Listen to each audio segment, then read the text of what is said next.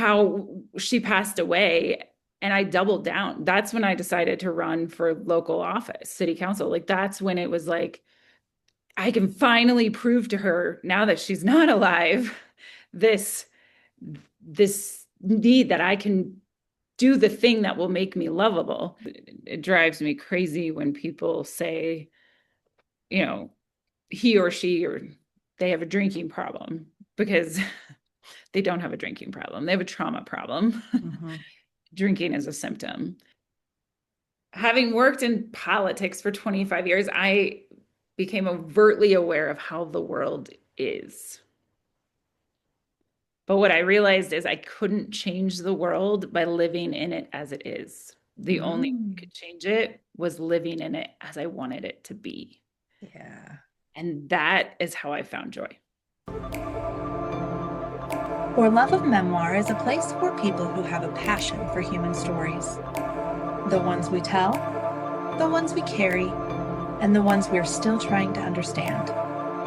Here, we talk with writers about their life-changing experiences and what it takes to bring those stories onto the page and into the world.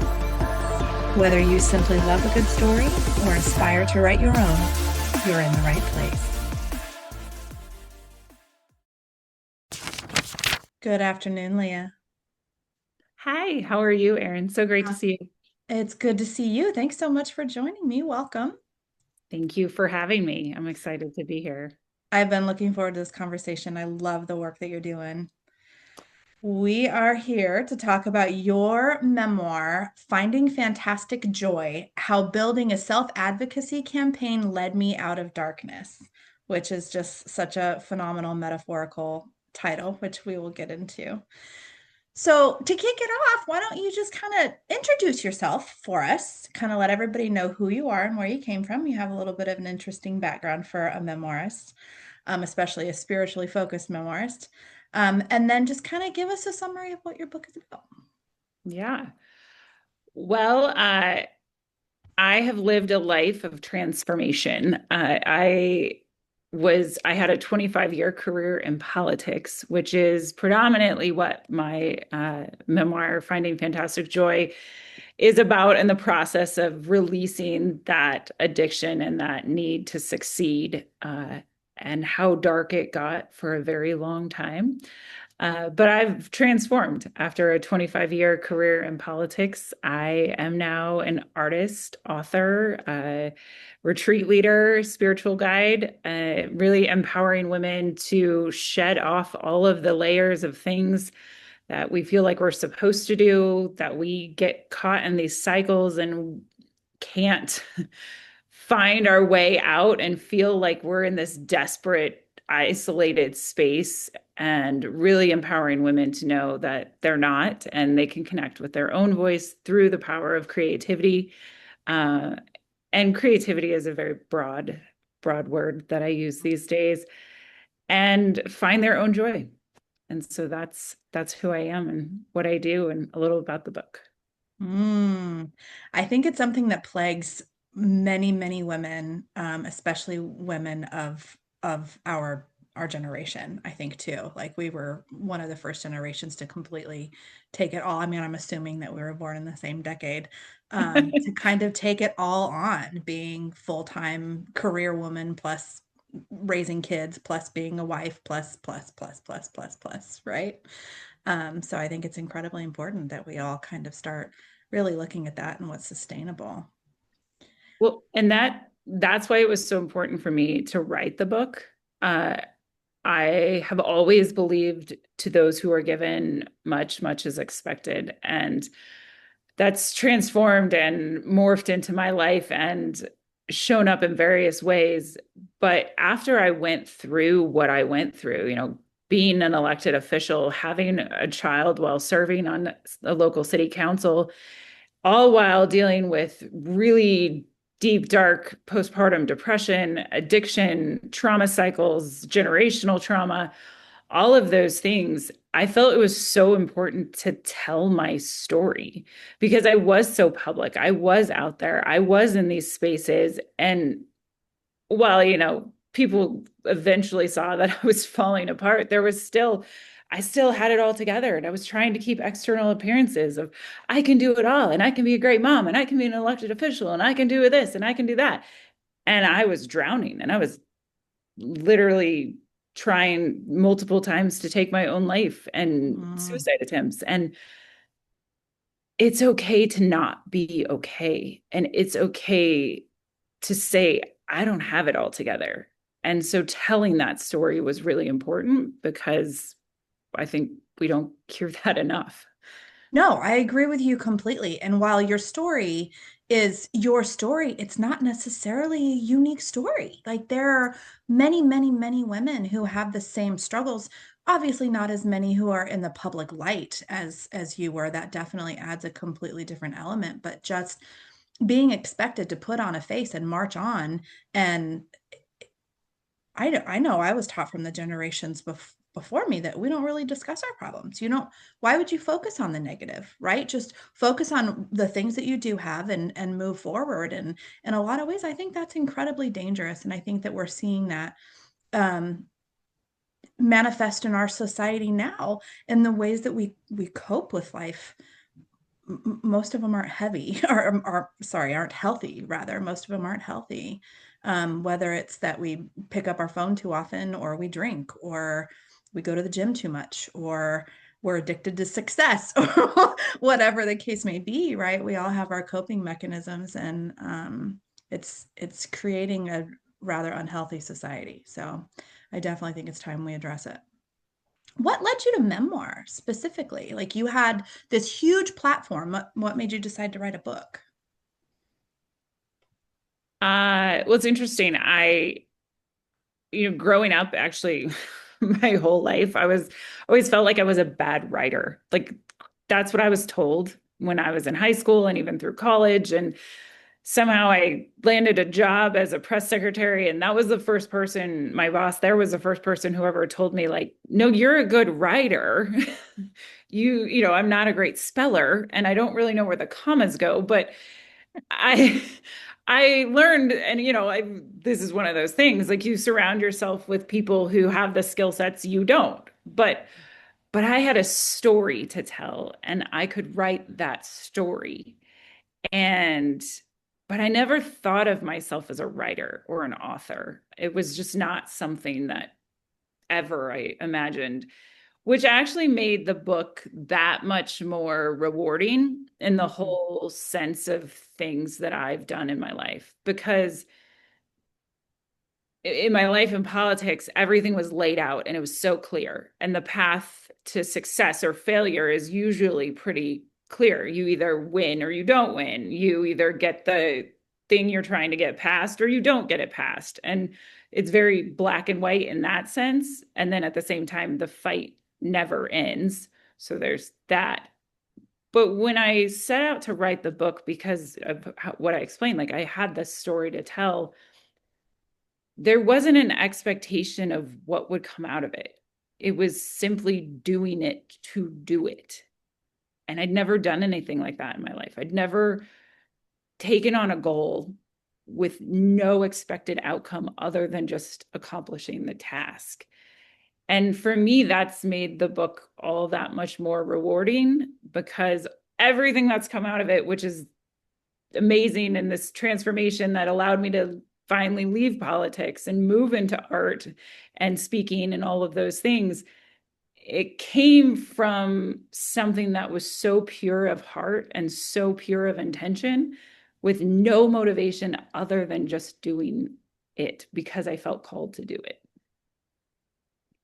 Sometimes I wonder if that isn't kind of the secret ingredient that we're missing in our society. Like how often do we endeavor to do things just for the sake of doing them without attaching ourselves to any outcome or product as a result of it, right?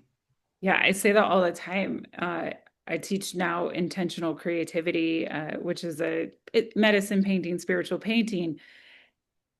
And it's so hard for people to release that. They come in and there's expectations of what good art is, that they are or not. They either are a good artist or they're not a good artist. And they come in with all of these preconceived connotations about what they've been told. And I always start out with like, there are no rules. Like you can do whatever you want.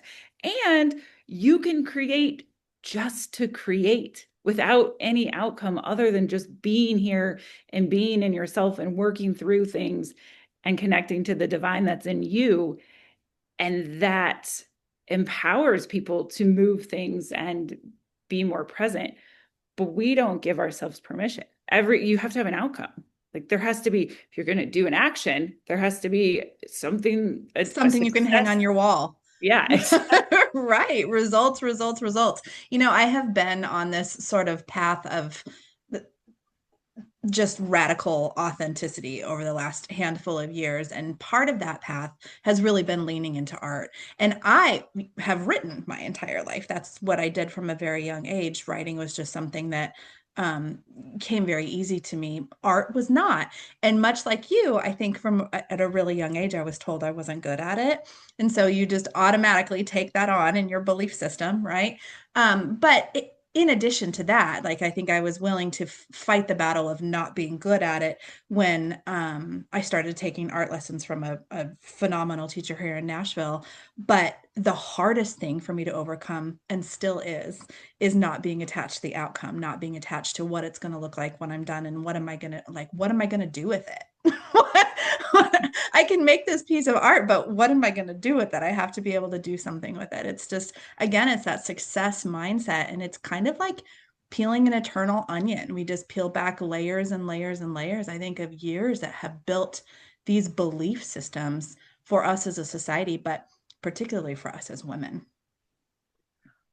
Well, yeah. And I always say, like, for me, I had to be the most successful ever. Like, what does that even mean? Like, Right. where does that come from? Right. Is there a finish line in that at Yeah, all? what does that look like? In my book, I specifically say like I could have been president of the moon and it Yep. still wouldn't have been enough Yeah. because when you're in that mindset, like there is no success, there is no accomplishment, there is nothing that is going to make you feel w- what you're trying to feel by filling that void, right? Because you're just Mm. it's a cycle. And Do you so think, yeah. sorry, Sorry. go ahead. Yeah, no. Do you think that's because we are constantly looking outside of ourselves to fulfill that void? And what we're missing is being able to find that peace and that joy internally rather than externally? Yeah. Yeah, I I agree. mean, that's where my major shift came from, Yeah. right? So identifying that external belief and the validation I sought, I talk about in my memoir, my relationship with my mother that wasn't great. And how she passed away and I doubled down. That's when I decided to run for local office, city council. Like that's when it was like I can finally prove to her now that she's not alive this this need that I can do the thing that will make me lovable. Mm, But it got worse. And then I just transferred the audience of her approval to a broader audience of some vast community group of people that I was right. seeking their validation. And I was never going to get any of that. I mean, at that point, my mother had passed away. She was clearly not going to Mm, validate me. And I was in politics. Like I was delusional thinking I was going to find the validation I was seeking in that space. Let me tell you, it is not a space of loving, feel good. Yeah, you're great. Like accolades. Like, no, it's cutthroat and brutal and mean. And no one ever said a nice thing about me.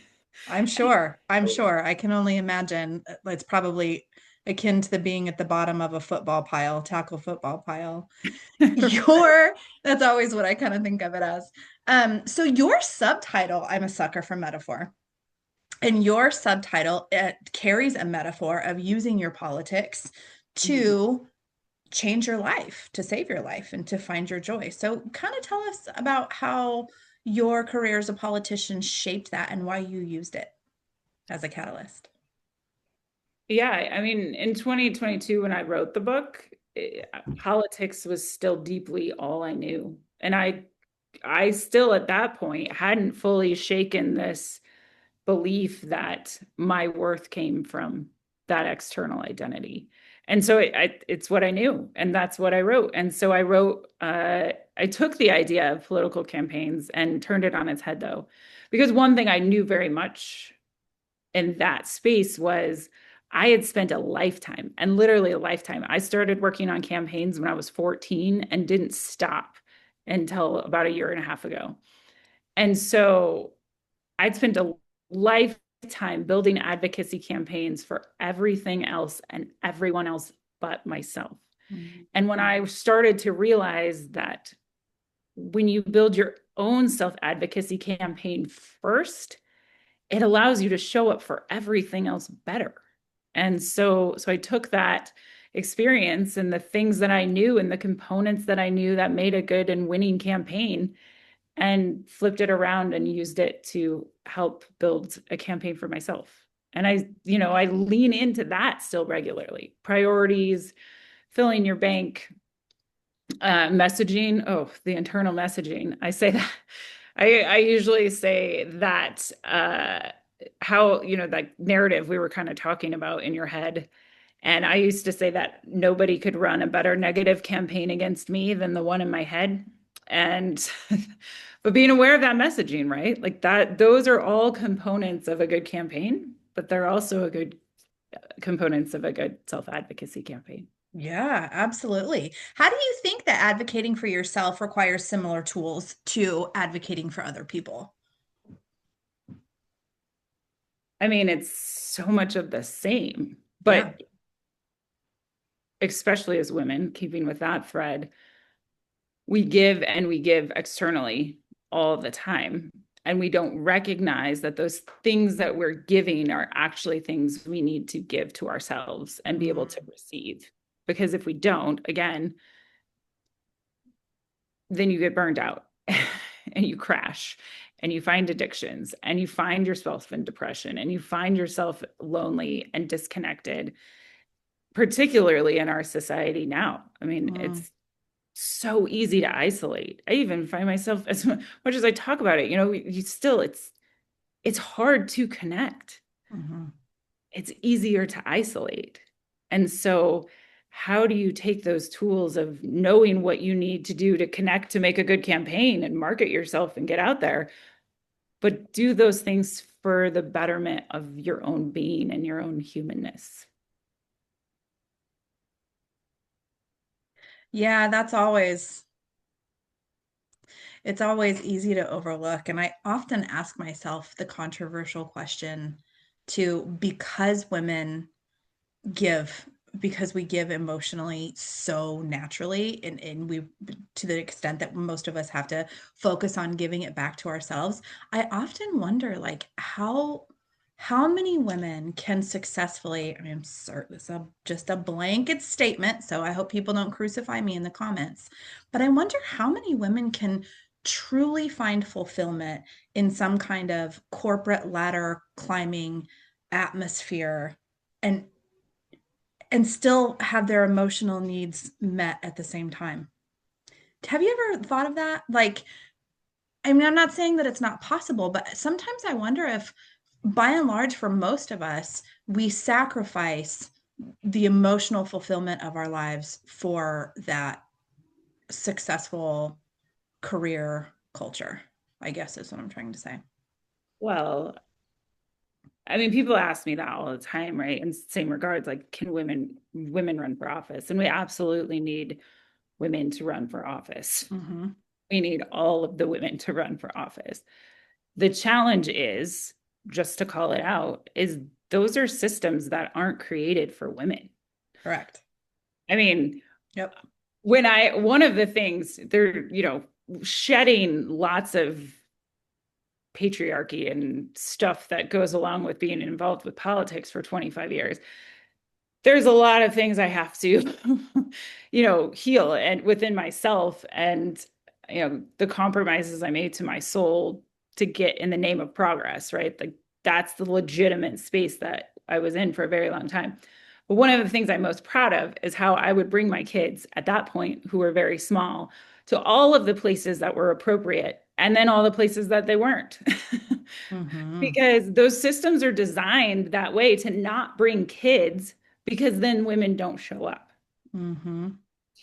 And so that, that's one thing I did. One of my favorite Facebook posts of all time is my son sitting at this meeting with, the Department of Local Affairs in the state of Colorado playing with his dinosaurs. And I said, the DOLA director learned dinosaurs come to meetings too today, right? Like those are the kind of boundaries that we have to push as women when we're in those roles, because those systems are not made for us.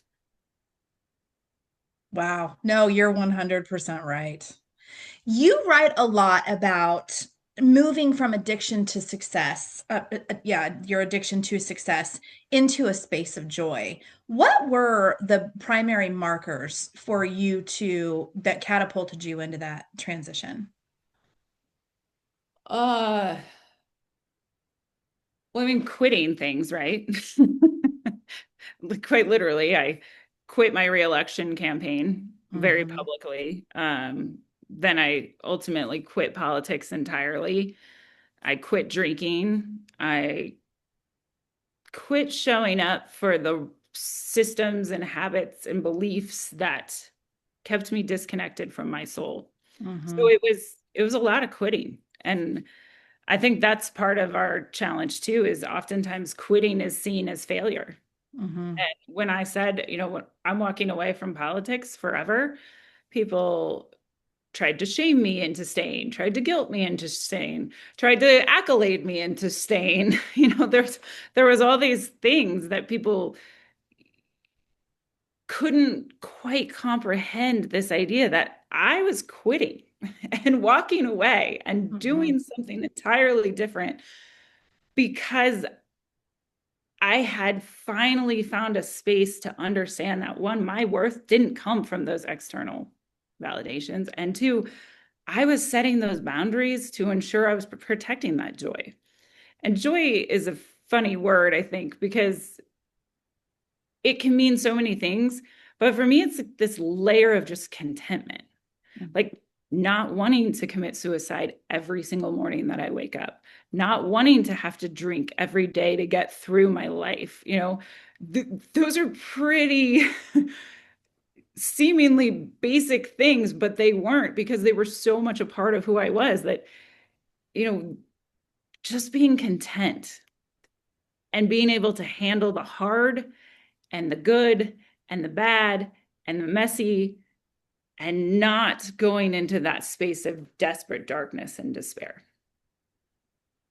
Yeah, I think sometimes too, the drama of our lives is something that we're addicted to. So I kind of think back on my career, and there were living the exact same things you were, like just everything was raw almost every moment of the day, and I ended it with wine every night of my life, right?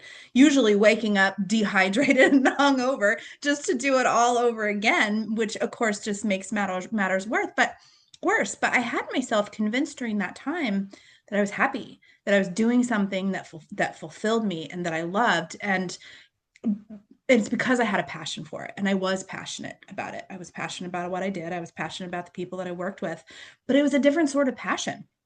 It was a passion that was driven by drama, basically, by constantly having a need to fix something, versus the passion that I have now is something that I've gone back to way before I ever even dreamt of a career, and really kind of tried to tap into what I loved before life got in the way, and before I needed stability and health insurance and a steady paycheck and, padded savings in my bank account. And I find that to be my joy. And what I was chasing before almost feels absurd. Does that make sense? So I'm still very passionate about the things that I do now, but they don't have that element of constantly needing to fix something. It fills me up now.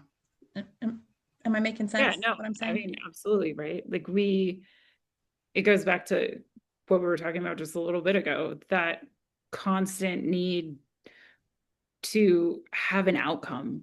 Mhm. And, writing now, I mean, I wrote my second book will be coming out this year, 2026, and like it fills me up. Hmm. It fills me up to share my journey and my story. And like Hmm. you said, it's not unique. Right. It's my my stories are not unique, and most of ours, we are all unique individuals and we Yep. bring unique elements, but so much of my story is something so many people can relate to. And, one of the things that bothered me, honestly, the most after I wrote my memoir, the first book, was people would tell me how brave I was. Hmm. And like that should feel like a compliment. Like, yeah, it's great. I'm brave. But what bothered me is it was like, why is it brave to talk about addiction? Why is it brave to talk about postpartum depression? Why is it Hmm. brave to be talk about being sexually assaulted? Why why is that brave? Like these are very real things that millions of people deal with, millions and millions and millions, like all over the world, right? And so why is it brave to talk about very real human experiences? Right. I think that's a fair question that we should all be asking ourselves. And quite frankly, I think if we had a lot more of these conversations, those things would be a lot less of an issue all the way around, right? Well, that's the hope, right? That's the hope. That's I mean, that's why we do what we do. Indeed. So, was there a defining moment for you when you just realized, I mean, I know there was, I'm hoping you'll share it with us, that your life was no longer sustainable as you knew it? I mean, it was a period of months in 2019 when I mean, I multiple suicide attempts and one was almost successful. And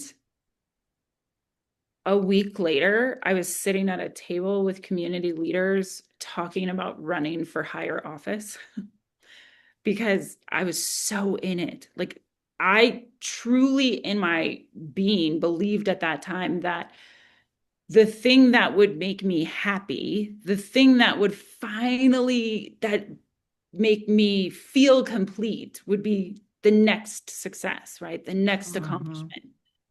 This was all while, I my son was like a year and a half at that point. I was in pretty severe postpartum depression, active addiction. It was not a particularly great time. Mhm.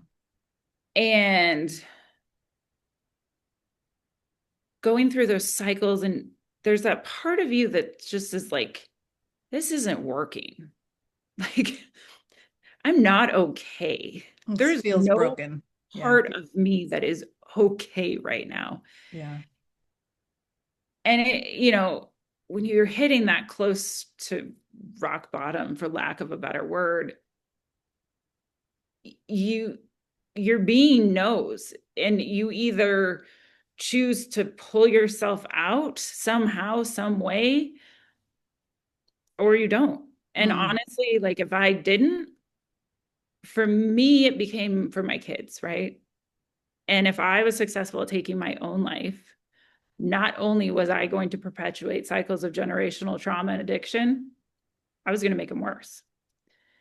And so it was that recognition and my husband's comments of, you don't want this. This isn't Mm. how you want to live. Is this how you want to live? And Yeah. I think important when people are in that dark space, the most effective thing I think that got me out of it was not telling me how I felt, not telling me what he thought I wanted or needed, but having me question it. Is Mm. this what you want? Is this how you want your kids to see you? Is this the life you want? Right. So it wasn't a place of judgment, it was a place of compassion and love. And those questions that then percolate in your own mind, and you're like, no, I don't want to live like this. This is terrible. I'm Yeah. miserable. I'm literally living in the depths of darkness. So, Yeah, I mean, fabulous. It sounds like you had an amazing support system in your husband, which is a huge blessing. But in the work that you do, I'm sure you've come across many, many women who don't have that support system, who convince themselves that this is what they want, probably because they built an entire life around it. And taking that mask off isn't easy. I mean, I'm not going to sit here and sugarcoat it. It's not an easy process. It's worth it when it's all said and done, but it's not an easy process. So what would you say to women, particularly the ones that don't necessarily have the support system, that are in the space where they just know something is broken and they haven't quite allowed themselves to identify what the something is? well, I think it's find a community of women. Mm, I mean, truly, I would say also, my husband was really supportive, but one of the other things that really probably pushed me over the edge to the life I'm living today was I started going to a mom's group, like it was a spiritual women's group, really. yeah. And those women in that community, in that circle, right? Like circles of women. And it's a timeless experience. It goes back to the red tent. It goes back forever, It does. Right. but we've forgotten it. Yeah. And there's so much about how women should interact with each other and all this connotation that, Or not. right, That's encouraged too, right? right. Uh, or, I could go on about that one. But, but genuinely, I mean, these women's circles are popping up everywhere. And I would say, not necessarily mine. I do that too, but there are women's circles everywhere. Mhm. Find them because there is something deeply, innately, humanly feminine about healing in a circle of women Mm, and how that empowers. And they exist. And there are so many women out there that want to support other women that if someone is struggling and they don't have a space, that would be my first recommendation to seek out. yeah, I think it's a beautiful suggestion. Women have a way of reflecting back to each other,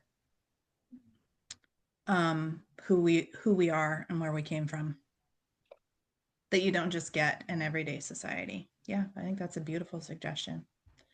Leah, I would love to hear you read a piece of your book for us. Yay.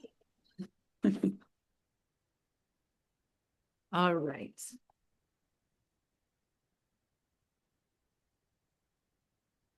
About a year and a half after I stopped it all and reevaluated, I went on a trip to New Orleans with three girlfriends. We had rich experiences in the city and surrounding areas, the food, the people, the art, the culture, the architecture, history, and the swamp.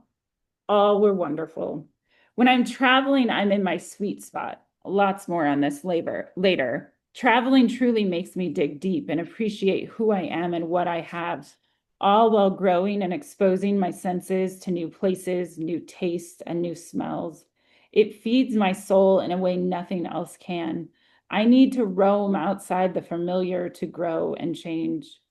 Our last night there, we walked the streets on the edges of the French Quarter, those places filled with character, where the spirit of the city oozes out of the buildings and the streets and the people. As we strolled, a bookstore that we had passed many times without noticing came into my view in a new way. As we walked towards it, I could see it had a feel of hipster meets Creole meets voodoo meets magic. A man was sitting outside with an old typewriter, one from my grandparents' generation. His gentleness was palpable from 6 feet away. This was COVID times, after all. Just being in the same orbit as he was made me feel safe. The universe was saying, pay attention to this moment because it matters. He said to us, would you like me to write you a poem? Sure. How does it work? I asked him. His dark brown eyes melted over me. You give me a word and then I write a poem. And if you like it, you pay me what you think it's worth. Recognizing an opportunity to say yes to something in life, I wholeheartedly agreed.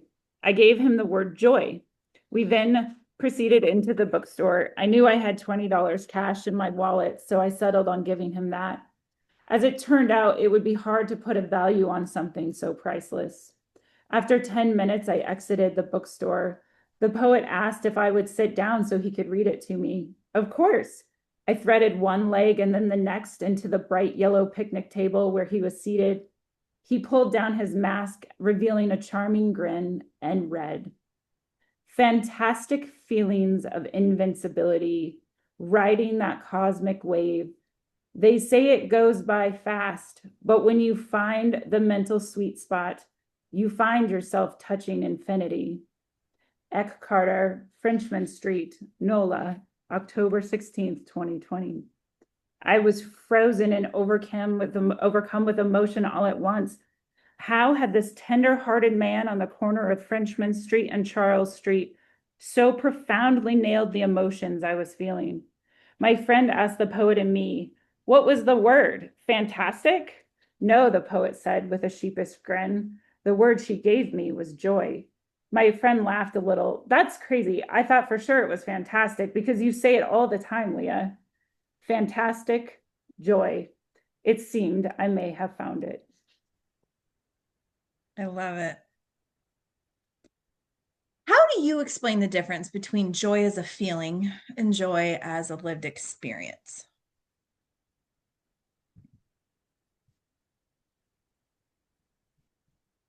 It's embodied. Like when I'm living out joy, I am more embodied and I feel it and I'm grounded and I'm more patient with my children and Mm, my husband. You know, it's like I kind of said before, it's a feeling of contentment. mhm, It's a feeling of not needing more. It's a feeling of recognizing the abundance and not living with scarcity. It's a feeling of gratitude, like deep, deep gratitude, which is where I live a lot of my life these days because knowing how dark life can be, mhm. it makes me appreciate the light that much more. Beautiful. I think too, sometimes it's important to even find gratitude in the moments that still feel dark because we're still learning, we're growing, we're gaining something from it. And although it doesn't feel like it at the time, um, it's beneficial to be grateful even for those, especially for those sometimes, I think. It helps you get through the hard, right? It's true. Uh, One of my favorite authors and thought leaders is Brad Stulberg, and he Mhm. calls it tragic optimism, Mm, right? This recognition that life is hard, yeah, but you can choose optimism anyway. it's true. And usually life is better if you Turns out. do. Looking back, what part of your memoir journey was required the most honesty from you? I mean, writing it was, I wrote it during COVID times. So I was kind of isolated because we were all isolated. So it was really interesting how when you're isolated, you're not as influenced by, even if nobody knew I was writing it, it was just less interaction with people allowed me to have to be more honest. Hmm. Um, but I think just those initial sharings of those drafts with some people were the most terrifying. Because, I talked about it and I told parts of it, and Hmm. people knew this part and that part. But to cohesively put it all together in one space and say, here's my story up to this point, basically.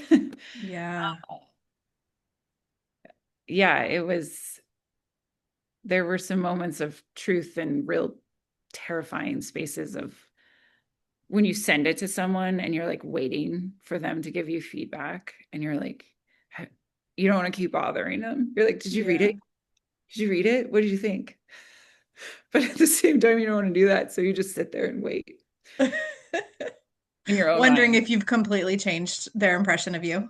Yeah, right? So, What did your writing process look like? Did you commit to doing it every day? Did you only write when you felt inspired? Were you uh, disciplined? there is no part of me. I'm like this weirdly disciplined, but not. There is no routine in my life. I'm an Yeah. artist. Like this is where I'm in my studio right now. Like there is no part of me that is any routine, but somehow I seem to get things accomplished. I always say that I've been successful despite myself in that case. So, no, I wish I could tell you like, yes, I sat down every day and wrote, but it would come out and then I would take a day off and then it would come out again. But I also say like it was divine intervention in Mm-hmm. some ways. Like I could not write the book. I had Mm-hmm. to. It just poured out of me. Yeah, I hear that often. During COVID isolation, there were a lot of really, really good published memoirs that came from that time. There are a handful of really good things that came out of COVID, and I think giving people the opportunity to go inward, to create and release their own stories was definitely one of those things. Have you always been an artist, or is this something that you turn to help you release your political career and to heal? So I have always used creativity to process trauma. In Mm-hmm. fact, right there, that whole shelf Mm-hmm. is all of my journals from way back dating to high school all the way Okay. through, in which there's drawings and doodles and poems and all of the things. So I have always used creativity to process my trauma and my where I'm at. Mm-hmm. Uh, but to systematically use it, when I knew that I needed to exit politics once and for all, that's when I got trained as an intentional creativity cura or teacher with Musea Center for Creativity out of California. Mm-hmm. And that's when I really more intentionally, so the name says, started using it as not just a tool to process all of the things that I was going through in my trauma and that transition out of this identity that I held on to for 25 years, Mm-hmm. but also to reinvent myself, to come out of that cocoon totally different and transformed. And it's fascinating because my mother, who in the memoir I talk about, we didn't have a great relationship. One of the things we did deeply, though, have in common was our creativity and our art. And she found art really, I mean, she was always creative, but at the end of her life was when she really would have called herself an artist finally. And my daughter is an artist, and so much of my story is about that maternal healing. And art Mm-hmm. is truly the thread that connects us and heals us. And I mean, my mom shows up in my paintings in energetic ways and literal ways. And for me, butterflies, monarch butterflies specifically, I actually call my studio the Mama Monarch Center. Um, and so, that generational connection and transformation is so powerful. And Mm-hmm. that thread of creativity is what is the thread of healing for us. So, It is. It's a universal medicine.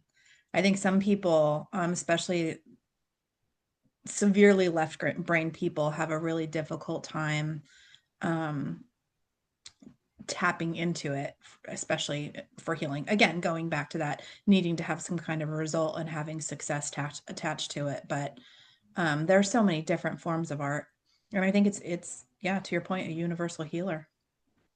well, and I think when we talk about creativity, because of our society, it gets so limited. Mm-hmm. But to remember, I mean, whatever you create in your life is you're creating.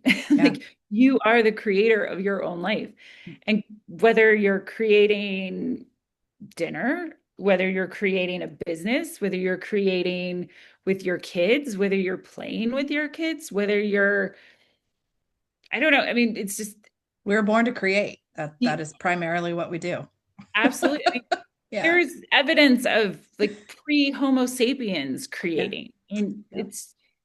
it's innately in who we are, but we put rules on top of rules and tell us how we're supposed to do it, and it's supposed to be done this way. And if you do it, then you have to have an outcome. But then the outcome doesn't work with society because you don't make any money. And so then therefore, why would you do it? And so it's like, just stop. Just do it. Yes, Be it's creative true. because it's awesome.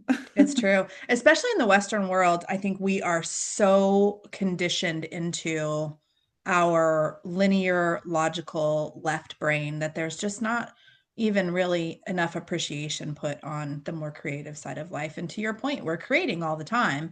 It's a matter of whether or not you recognize that's what you're doing and consciously choose what you're going to create, or if you're just taking the steps to get you through the day, which is what a lot of people are doing. We just get through the day and wash, rinse, repeat. What were Well, some of the most challenging things for you to share in your book?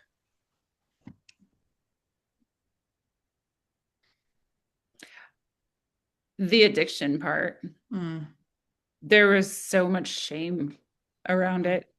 Uh, just all of it. I mean, Your addiction to drinking, or your addiction to success, or all of the above?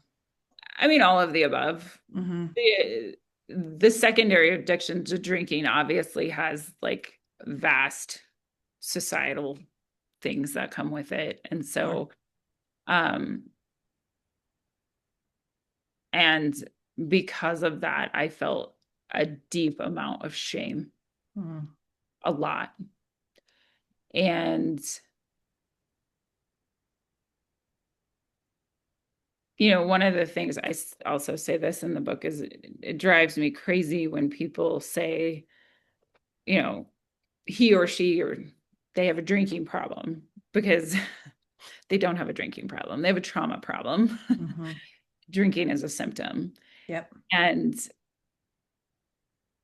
that was something that I had always recognized, but couldn't get out of my own way of the shame that came with it. Hmm. So, I mean, that was a big part of it. You know, the story with my mother,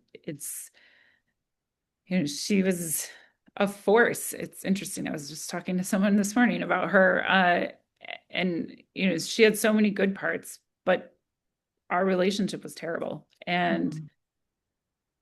I've done a lot of work in the last 12 years to heal that and build a different relationship with her in spirit, but also recognizing that at some point we're all just doing the best we can. Mm, She was doing the best she could with the tools she had. And, you mentioned this earlier in our discussion too, is like there is that generation's our parents' generation is, brush it under the rug. We'll pretend everything's okay. It's fine. hmm. Nothing's wrong. Nothing's bad. We're great.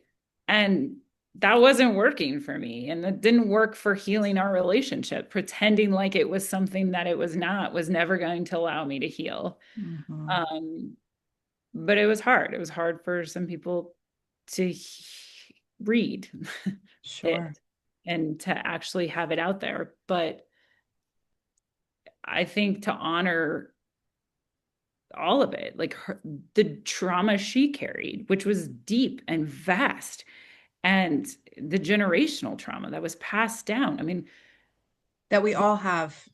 yeah, Everybody has trauma that's deep and vast, and we all have right. generational trauma, which is why it's important to talk about it so that people understand and see, that it's something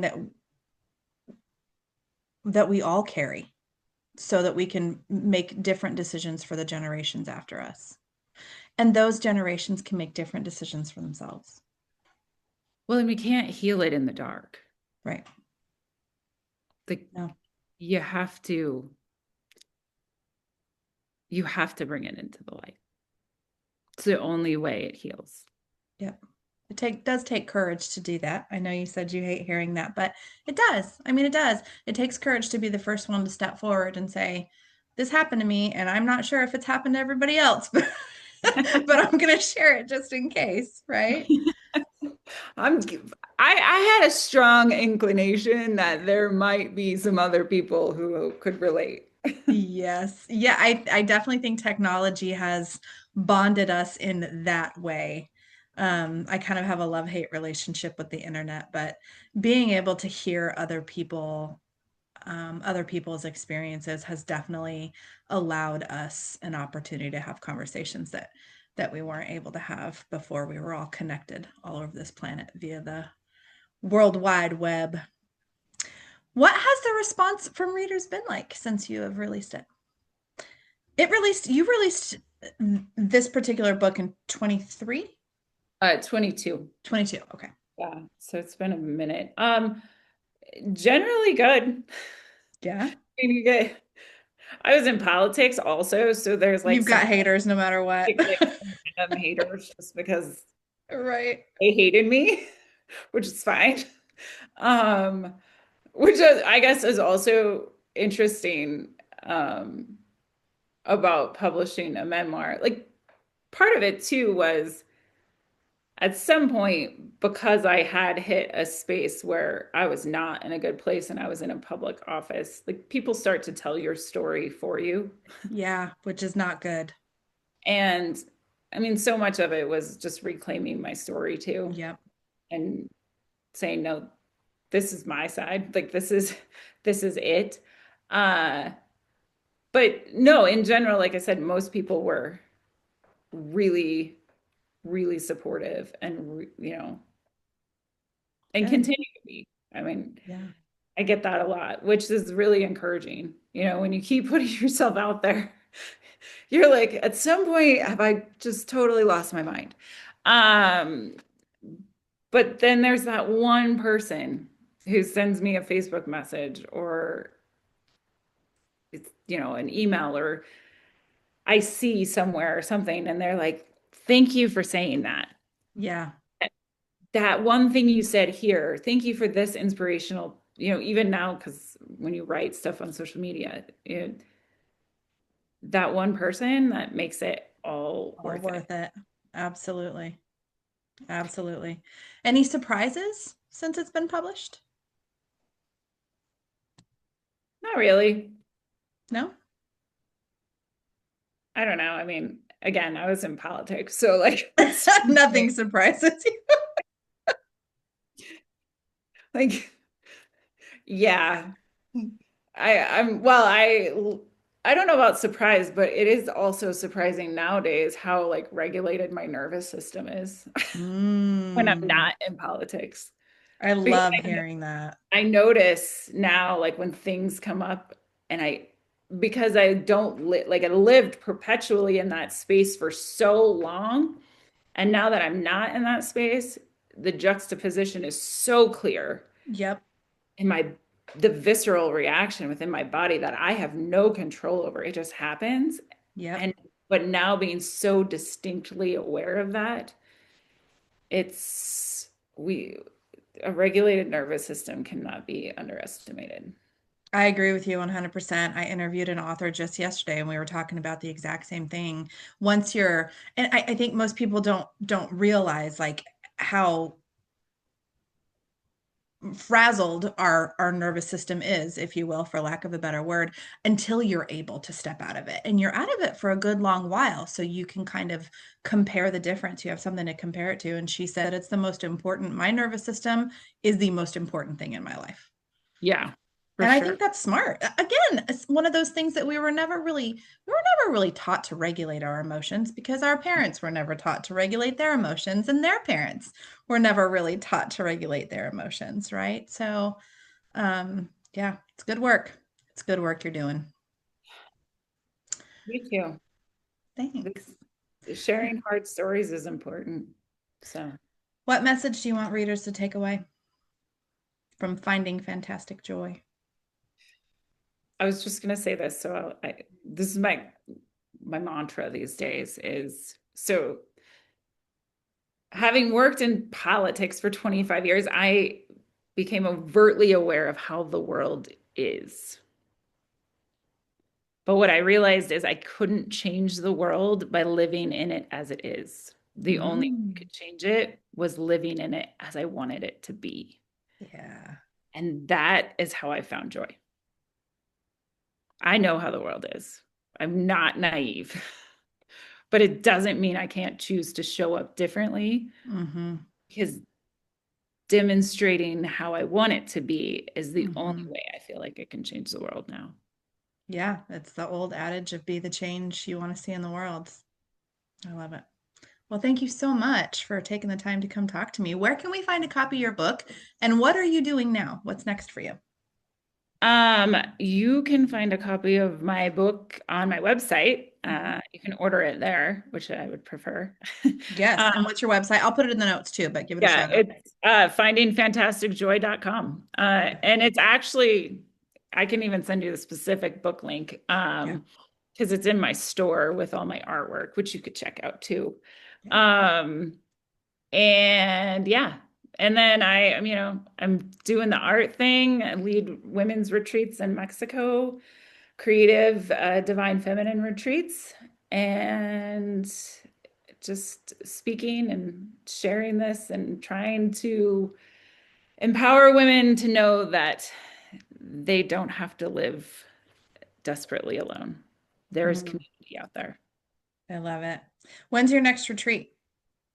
It is in July Okay. in Teotihuacan, Mexico, Okay. the ancient Toltec pyramids that are outside Mexico City. Super spiritual place. It is. I'm going to look into it. I Thanks would love again that. so much for taking the time to come and chat with me about your book and about your experience. And thank you for being so vulnerable and authentic. It is a rare thing to find in this world. And I think that we have to really commend the people who are willing to step up to the challenge because we need more of it. Well, thanks for We're having human. me. Appreciate it. Thanks, Leah. We'll be in touch. Take care. You too. That's it for today's episode of For Love of Memoir. Thanks for listening. If something in this conversation moved you, I'd be so grateful if you'd follow the show, leave a comment, or share it with someone you care about. Those small actions tell the algorithm that our content matters so we can reach more memoir lovers like you.